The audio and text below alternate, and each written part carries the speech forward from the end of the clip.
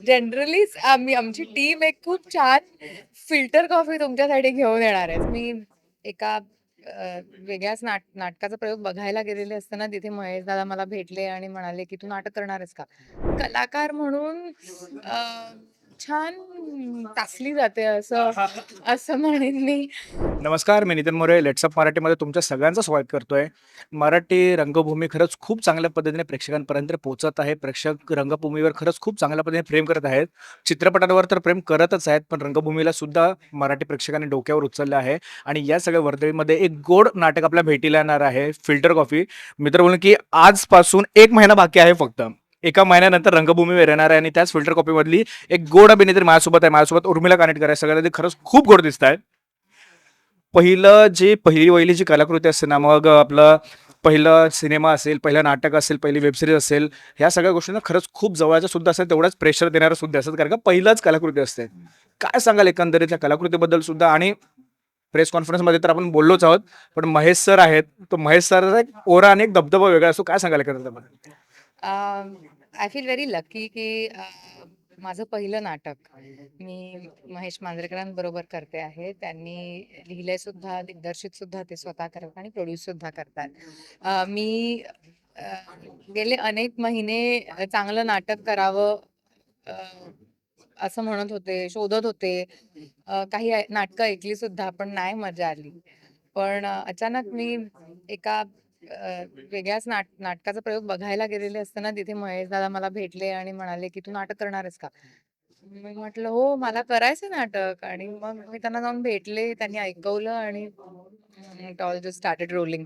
नक्कीच. पण मज्जा खूपच म्हणजे म्हणजे म्हणजे ही सगळी एक एक अत्यंत एनरिचिंग एक्सपिरियन्स आहे.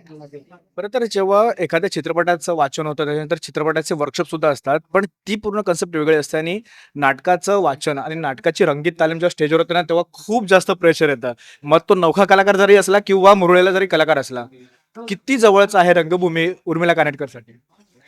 आता कळेल अजून रंगभूमीवर पाय ठेवायचा आहे. मला अजून अजून रिहर्सल हॉलपर्यंतच आहोत. स्टँडिंग रिहर्सल सुरू झालेल्या आहेत. पण छान एक्सपिरियन्स आहे आणि एक कलाकार म्हणून छान तासली जाते असं असं म्हणेन मी.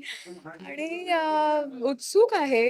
तो पहिला प्रयोग रंगभूमीवर ऑडियन्सच्या समोर परफॉर्म करायला. काय ते बटरफ्लायज असतात आणि काय ते पोटात गोळा असतो, तो सगळा अनुभवण्यासाठी मी खूप उत्सुक आहे. बरं, तर रंगभूमी तर आहेच आहे. फक्त रंगभूमीवर जसं तुम्ही बोललात, की पहिलीच वेळ आहे, तर एक्सपिरियन्स यायचा बाकी आहे. अजून पुढे सुद्धा एक्सपिरियन्स येईलच. पण विराजस आहे, त्याच्यानंतर अंकिता आहे, स्वतः महेश सर असणार आहेत. किती ब्लेस्ड वाटतंय, की माझं ही पहिली कलाकृती आहे, पहिली रंगभूमीवरची कमर्शियल नाटकाची कलाकृती आहे आणि एवढी गोड कलाकार माझ्यासोबत आहे. किती ब्लेस्ड वाटतं.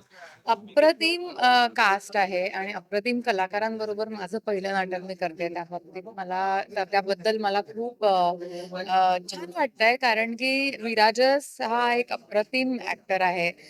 विक्रम गायकवाड त्याच्यासोबत मी अथांग नावाची एक वेब सिरीज केली होती. त्याच्यात इनफॅक्ट आम्ही त्याच्यात त्याच्यात सुद्धा एकमेकांच्या ऑपोजिटच होतो.